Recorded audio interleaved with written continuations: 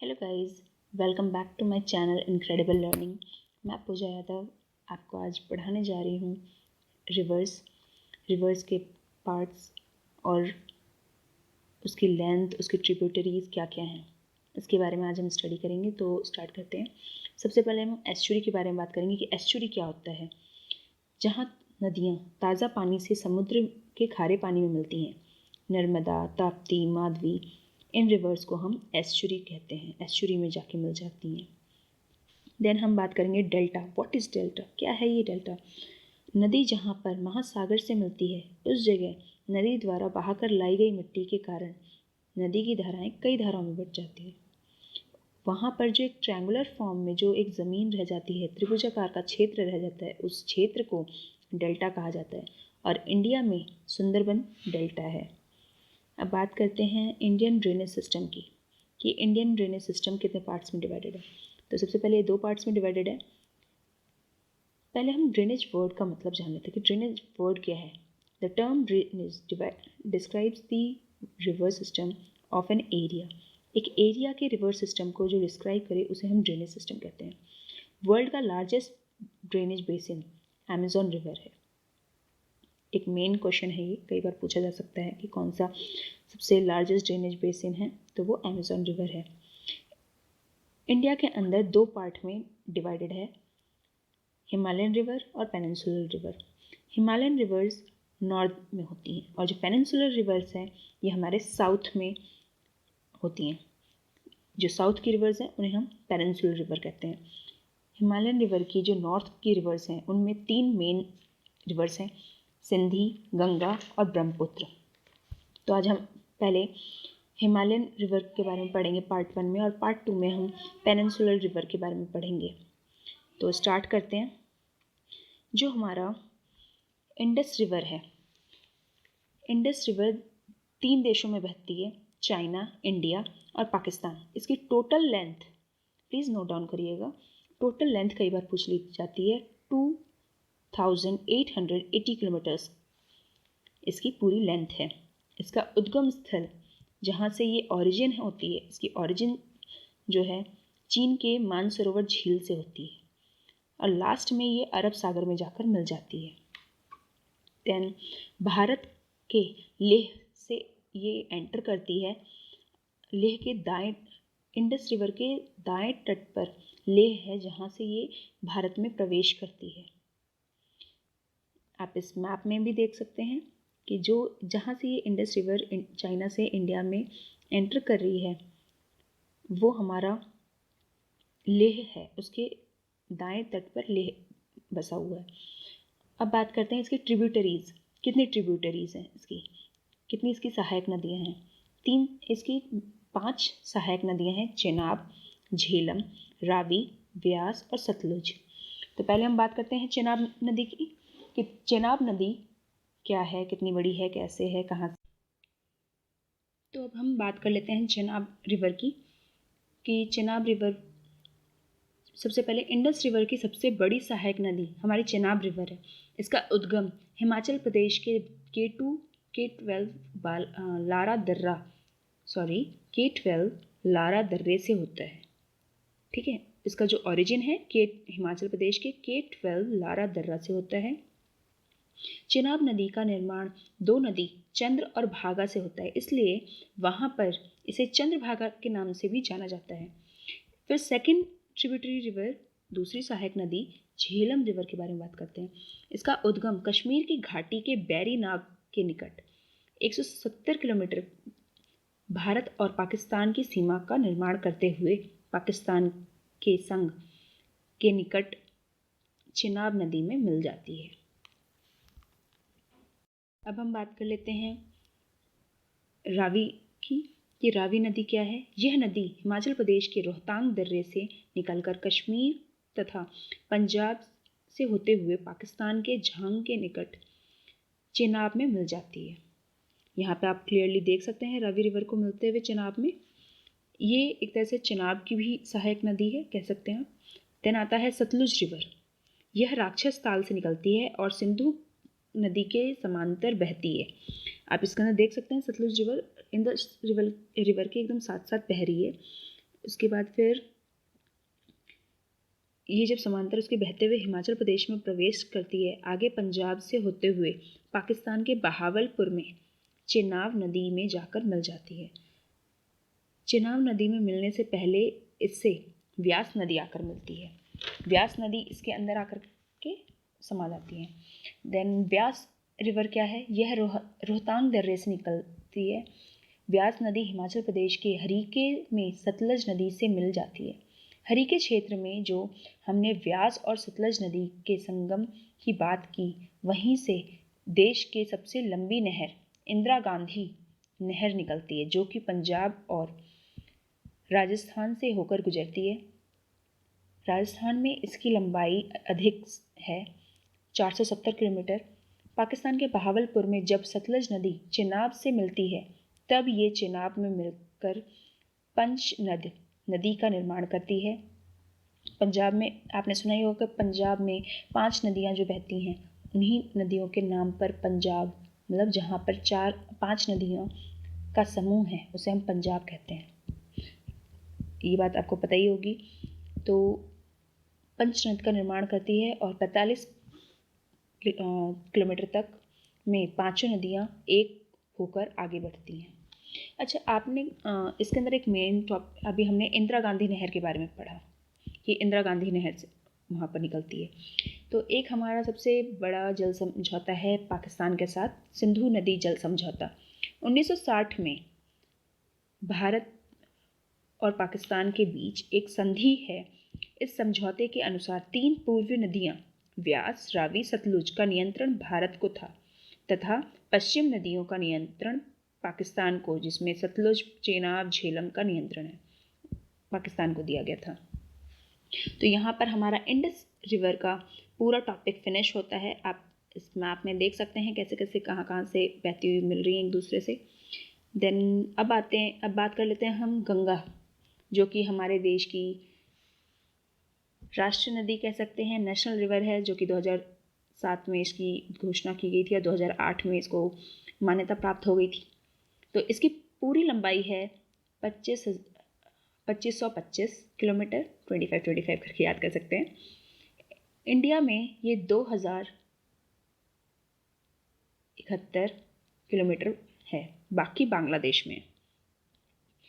ये हमारी सतोपथ हिमानी से निकली और अलकनंदा और गौमुख से निकलती है। हिमानी से निकलकर, अच्छा आप इस मैप में बड़े ध्यान से देखिएगा थोड़ा, केदारनाथ से बहने वाली नदी मंदाकिनी, बद्रीनाथ से धौली गंगा और पिंडार, ये सारी बहती हुई जब आगे आ रही हैं, तो यहाँ पर अलकनंदा और भागीरथी जब एक साथ मिलती हैं, तब यहाँ से आगे गंगा नाम से जाना जाता है, गंगा का ओरिजिन होता है। तो ये जब देवप्रयाग में मिलती हैं, तब इसका संयुक्त रूप से गंगा नाम से जाना जाता है। यहाँ से आप देख सकते हैं काफ़ी ध्यान से कि इसका ओरिजिन कैसे कैसे होता है। तो सबसे पहले धौली गंगा आगे बढ़ती हैं, उसके बाद फिर पिंडार से वहाँ पर कर्णप्रयाग होता है, फिर रुद्रप्रयाग, फिर हमारा देवप्रयाग और लास्ट में आता है हमारा प्रयागराज। ये जो चारों स्थल आपने जाने, यहाँ पर हमारे जो कुंभ के मेले होते हैं वो इन्हीं नदियों के पर लगते हैं। तो इसमें आता है कर्णप्रयाग, रुद्रप्रयाग, देवप्रयाग और लास्ट में आता है हमारा प्रयागराज। तो जब हरिद्वार से फिर ये आगे बढ़ती हैं, तो अब हम नेक्स्ट फिगर पे आते हैं। उत्तराखंड से गंगा का प्रवाह जिन जिन स्टेट से होता है, पहले ये जान लेते हैं। उत्तराखंड, उत्तर प्रदेश, बिहार, पश्चिम बंगाल से 2 भागों में बढ़ जाती हैं, वहाँ पर हुगली और पद्मा नाम से जानी जाती हैं। तो इसके बारे में पहले हम पढ़ लेते हैं। पश्चिम बंगाल में 2 भागों में बढ़ जाती है, पद्मा और हुगली रिवर के नाम से जानी जाती है। भागीरथी नदी बांग्लादेश में प्रमुख धारा के रूप में प्रवेश करती है, जहाँ इसे पद्मा के नाम से जाना जाता है। फिर आगे यह ब्रह्मपुत्र से मिलती है, जिसे बांग्लादेश में जमुना नाम से जाना जाता है, मिलकर संयुक्त रूप में मेघना का नाम दिया जाता है। फिर यह दोनों मिलकर के आगे जाकर के बे ऑफ बंगाल की खाड़ी में गिर जाती हैं। तो गंगा की जो सहायक नदी है वो उनकी बात कर लेते हैं। तो सहायक नदियाँ आती हैं, सबसे बड़ी और सबसे लंबी सहायक नदी भारत की है यमुना। फिर आती हैं इसकी दूसरी सहायक नदी कोशी, तीसरी सोन, चौथी गोमती, पांचवी दामोदर, छठी घग्गर, गंडक और रामगंगा। तो गंगा की सहायक नदियों के बारे में बात कर लेते हैं। सबसे पहले गंगा की सबसे लंबी सहायक नदी हमारी यमुना है। यमुना उत्तराखंड के बंदर पूंछ की चोटी पर स्थित यमुनोत्री, यहाँ पर देख सकते हैं आप, उसके पैरेलल चल रही है यमुना। ये हमारे तो गंगा जो हमारी है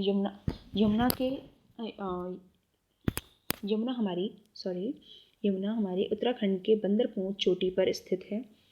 यमुनोत्री ग्लेशियर हिमानी से निकलती है। यमुना का प्रवाह हमारे पहले हरियाणा से होते हुए हरियाणा, दिल्ली, यूपी में बहते हुए यमुना गंगा से प्रयागराज में मिल जाती है। यमुना का पुराना नाम कालिंदी भी है और इसकी सहायक नदियाँ चंबल, बेतवा और केन है। इस फिगर में आप देख सकते हैं, जो चंबल हमारा मध्य प्रदेश के इंदौर में स्थित महू क्षेत्र में जाना पांव पर्वत से निकलती है। उत्तर प्रदेश के इटावा में यमुना नदी से मिल जाती है। इसकी लंबाई 965 किलोमीटर्स है। बेतवा, यहाँ पर देख सकते हैं आप, बेतवा को मिलते हुए भोपाल से निकलती है। ये मध्य प्रदेश के भोपाल से निकलती है, फिर यूपी के हमीरपुर में यमुना से मिल जाती है। प्रसिद्ध स्थान सांची बेतवा नदी के किनारे पर स्थित है। सांची स्तूपक 3वीं ईस्वी पूर्व में बनाया गया था और इसका निर्माण अशोक ने करवाया था। अब बात कर लेते हैं कोसी रिवर, जो कि इसकी कोसी रिवर के बारे में जान लेते हैं क्या है।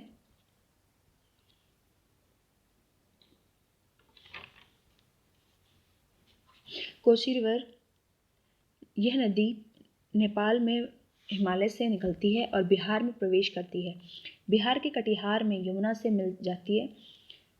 ये भी हमारी यमुना की ही ट्रिब्यूटरी है, जिसे हम कोसी को हम सौर ऑफ बंगाल का एक तरह से कहते हैं कि सौरो माना जाता है।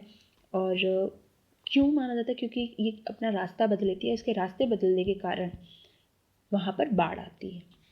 फिर बात कर लेते हैं दामोदर रिवर की। झारखंड के छोटा नागपुर पठार से निकलती है और पश्चिम में बहते हुए हुगली नदी में जाकर मिल जाती है। इस नदी में अचानक बाढ़ के कारण सौर ऑफ बंगाल कहा जाता है। तो 2 क्वेश्चन इसके अंदर निकलते हैं, सौर ऑफ बंगाल एंड सौर ऑफ बिहार। सौर ऑफ बिहार है हमारा कोसी और सौर ऑफ बंगाल है हमारा दामोदर रिवर। उसके बाद फिर आते हैं सोन नदी के बारे में जानते हैं। मध्य प्रदेश के अमरकंटक नामक स्थान से निकलती है और उत्तर की ओर बहती हुई ये पटना के निकट गंगा में मिल जाती है। सोन नदी और यमुना नदी के बीच में जल विभाजन का काम कैमूर की पहाड़ियाँ, इसके अंदर पहाड़ियाँ देख सकते हैं आप, साफ साफ दिख रहा है, कैमूर की पहाड़ियाँ करती हैं। ठीक है, दोनों का विभाजन यमुना और गंगा के बीच, सोन और यमुना के बीच में विभाजन का कार्य करती हैं कैमूर की पहाड़ियाँ। अब बात करते हैं गोमती रिवर। यहाँ पर है गोमती रिवर, दिख रहा है आपको। यूपी के पीलीभीत में स्थित गोमत ताल से होते हुए निकलता है, जिसे फुलाहार झील भी कहते हैं। गंगा की एकमात्र ऐसी सहायक नदी है जिसका उद्गम मैदान से होता है। फिर बात कर लेते हैं सरयू नदी, घग्गर, उसी के जस्ट बगल में देख सकते हैं आप लोग। सरयू नदी रामायण काल से जुड़ी हुई है, ये भी एक पॉइंट है इसके अंदर। नेपाल के तालाकोट से 37 किलोमीटर पश्चिम में मत्सुम हिमानी से निकलती है ये घग्गर नदी और गंगा में जाके मिल जाती है। गंडक नदी गंगा के बाएं तट पर आकर मिलती है। उद्गम इसका नेपाल से होता है, यहाँ पे देख सकते हैं आप नेपाल में। उसके बाद फिर गंगा के दाएं तट पर बहने वाली नदियाँ और बाएं तट पर बहने वाली नदियाँ, उनका नाम जान लेते हैं। आप इस फिगर में देख सकते हैं ध्यान से। यमुना नदी हमारे दाएं तट पर बहती है, यमुना, सोन, टोंस। और बाएं तट पर बहने वाली नदियाँ मेन हैं गोमती, गंडक, घाघरा, कोसी। ठीक है।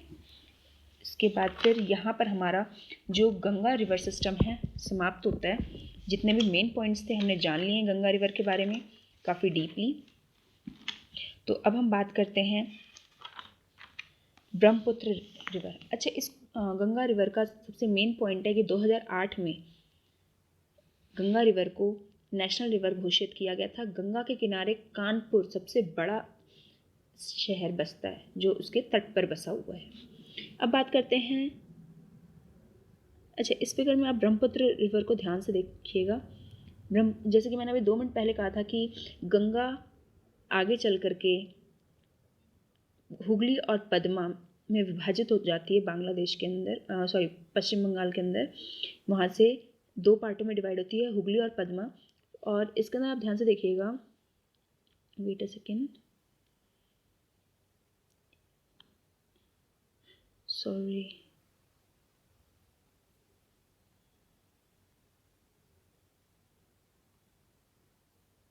It can't be visible. Okay, तो इसका अंदर आप देखिएगा जो हमारा ब्रह्मपुत्र रिवर है यहाँ से आ रहा है बहता हुआ अरुणाचल प्रदेश से ये भारत में प्रवेश करता है। फिर असम से होते हुए जब ये बांग्लादेश में पहुँचता है और पद्मा से मिलता है, पद्मा रिवर से जब ये मिलता है, पद्मा रिवर से जब जमुना रिवर, जो कि ब्रह्मपुत्र का ही दूसरा नाम है जमुना रिवर, दोनों आके मिलती हैं तो वहाँ से मेघना का उत्पन्न होता है, मेघना नदी कहलाती है। और ये दोनों जाकर के आगे ब्रह्मपुत्र में बे ऑफ बंगाल की खाड़ी में गिर जाती हैं। तो हम इसके बारे में ध्यान से स्टडी करेंगे अभी। ये रहा, देख सकते हैं आप लोग इमेज में। तो ब्रह्मपुत्र नदी क्या है? तिब्बत के मानसरोवर झील से 80 किलोमीटर की दूरी पर स्थित हिमानी से निकलती है। इसकी ऊंचाई समुद्र तल से 5150 मीटर्स है। अंत में बंगाल की खाड़ी में गिरती है और इसकी पूरी लंबाई 2900 है। अगर एक तरह से देखा जाए तो ये गंगा रिवर से लंबी है, पर इंडिया में सिर्फ ये 916 किलोमीटर है। प्रवाह इसका तिब्बत, भारत और बांग्लादेश में होता है, 3 देशों में बहती हैं। ब्रह्मपुत्र, सतलुज, सिंधु रिवर तिब्बत के मानसरोवर के पास से ही निकलती हैं।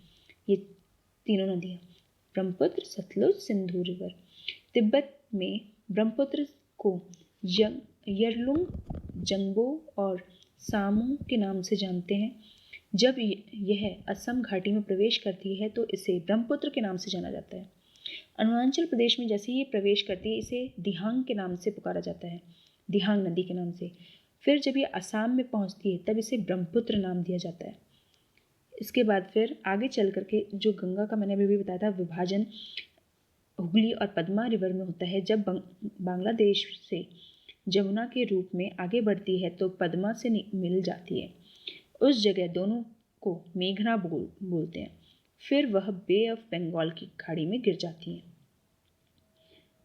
यहाँ पे आप देख सकते हैं ध्यान से। अच्छा, इसके अंदर जब ये हुगली, पद्मा, जमुना और मेघना, ये जो 4 रिवर्स हैं ये आपस में कनेक्टेड हैं। तो पहले ध्यान से सुन लीजिए। गंगा 2 पार्टों में विभाजित होती है, हुगली और पद्मा। जो हुगली रिवर है आगे जाकर के बे ऑफ बंगाल में गिर जाती है, बट पद्मा बहती रहती है। पद्मा आगे जाती है, जमुना से मिलती है। जमुना और पद्मा जिस जगह पे मिलते हैं वहाँ से आगे यह मेघना नाम से जानी जाती है। और उसके बीच में हमारा फॉर्म होता है सुंदरबन डेल्टा, जैसे कि आप इस फिगर में देख सकते हैं।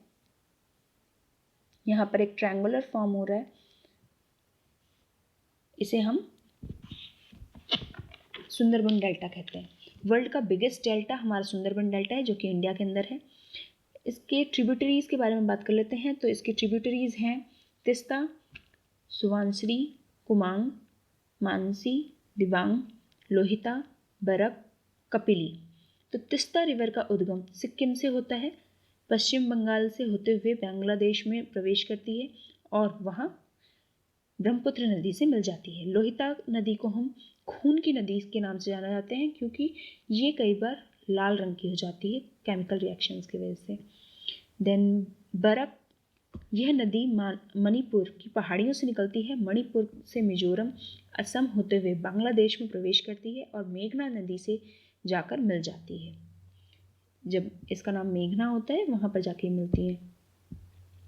आगे चल के फिर ब्रह्मपुत्र को हम विश्व का सबसे बड़ी नदी द्वीप के नाम से जानते हैं, वर्ल्ड लार्जेस्ट रिवर आइलैंड के नाम से, जो कि माजुली स्थित है असम में, उसे कहते हैं। तो इतना ही था ब्रह्मपुत्र रिवर के बारे में। तो नेक्स्ट वीडियो में, नेक्स्ट पार्ट में हम इसके पेनिनसुलर रिवर्स के बारे में बात करेंगे कि पेनिनसुलर रिवर्स क्या हैं, कैसे हैं, कहाँ से कौन सी बहती है। So thanks for watching. आप इस वीडियो में भी देख सकते हैं जैसे इसके अंदर फॉर्म कर रहे हैं, जहाँ पे ये ट्रायंगुलर फॉर्म हो रहा है। Let me show you. इस जगह पर सुंदरबन डेल्टा फॉर्म होता है, आकर मिल रही हैं नदियाँ। तो यहाँ पर हमारा सुंदरबन डेल्टा होता है और यहाँ पर जो लैंड है असम का, यहाँ पर हम कहते हैं इस जगह को वर्ल्ड लार्जेस्ट रिवर आइलैंड। सो अगर आपको मेरी वीडियो पसंद आई हो तो प्लीज़ लाइक करिएगा, शेयर करिएगा, और कोई सवाल हो तो please comment down in the comment section, and please subscribe and press the bell icon. Thank you.